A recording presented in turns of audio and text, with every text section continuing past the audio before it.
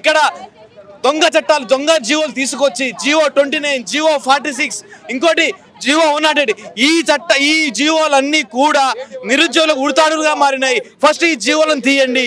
ఈ జీవోలను తీసిన తర్వాతే నిరుద్యోగులు ఏమైనా ఆవేశం తగ్గే ప్రయత్నాలు ఉంటాయి. ఇంకోటి మేమేం జరుగుతున్నామంటే మీ 2 లక్షల ఉద్యోగాలు ఇప్పుడు ఎక్కడ పోయినది? ఇలా ఒక మంత్రులు మాట్లాడుతున్నారు, కొంతమంది ఇంకో విధంగా మాట్లాడుతున్నారు. ఇలా ఆ పార్టీకి ఈ పార్టీ మోస్తున్నారు. ఏ పార్టీ కూడా మోయట్లేము. గతంలో మీ పార్టీ కోసం పనిచేసిన వాళ్ళమే, మీ పార్టీ మీ నాయకులు మీ ఎమ్మెల్యే గెలవడానికి పనిచేసిన వాళ్ళమే. ఇలా మీరు కనుక నోటిఫికేషన్ ఇచ్చుంటే మేము రోడ్డు మీద రావాల్సిన అవసరం ఉండేది కాదు. మీరు నోటిఫికేషన్ ఇవ్వకుండా ఈ జూబ్లీస్ నోటిఫికేషన్ లిక్కర్ నోటిఫికేషన్ ఇస్తారు. మాకు కావాల్సిన జాబ్ నోటిఫికేషన్స్ అవి ఇస్తే మేము రోడ్డు మీద రావాల్సిన అవసరం లేదని మేము సవినయంగా కోరుకుంటున్నాము. ప్రభుత్వము ఉద్యోగాలు ఇచ్చేస్తున్నాము అంటే గత ప్రభుత్వాలు ఇవ్వలేనట్టు ఉద్యోగాలు మేము ఇస్తున్నాము. దేశంలో ఏ రాష్ట్ర ప్రభుత్వాలు ఇవ్వలేనట్టుగా మేము ఒకేసారి సంవత్సరంలో 50,000 పైగా ఉద్యోగాలు ఇచ్చినామని చెప్పి రాష్ట్ర ప్రభుత్వం చెప్తోంది. కావలసుకునే దీని వెనకాల వేరే పార్టీ నాయకులతో నిరుద్యోగుల వెనకాల నుండి నడిపిస్తున్నారు అన్నట్టుగా కాంగ్రెస్ నేతలు మాట్లాడతారు. ఇప్పుడు కాంగ్రెస్ పార్టీ నాయకులకు సిగ్గులే నిజంగా.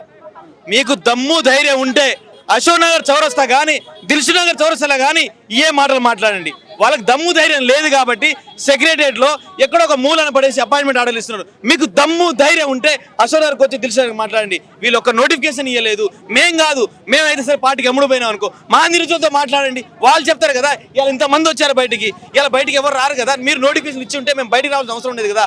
కాంగ్రెస్ పార్టీ నాయకులకు మంత్రులకు ముఖ్యమంత్రులకు జీవోలు తెలియదు, ఏం తెలియదు. వాళ్ళకి చదువు మీద అసలు ధ్యాసే లేదు. ఎందుకంటే వాళ్ళందరూ అమ్ముడు పోయి ఇలా కాంగ్రెస్ పార్టీలో టికెట్లు తెచ్చుకున్న వాళ్ళు కాబట్టి వాళ్ళకి అంత సొయ్యి లేదు. వాళ్ళకి దమ్ము ధైర్యం ఉంటే అశోక్ నగర్ చౌరస్తాకు వచ్చి మాట్లాడమని చెప్పండి.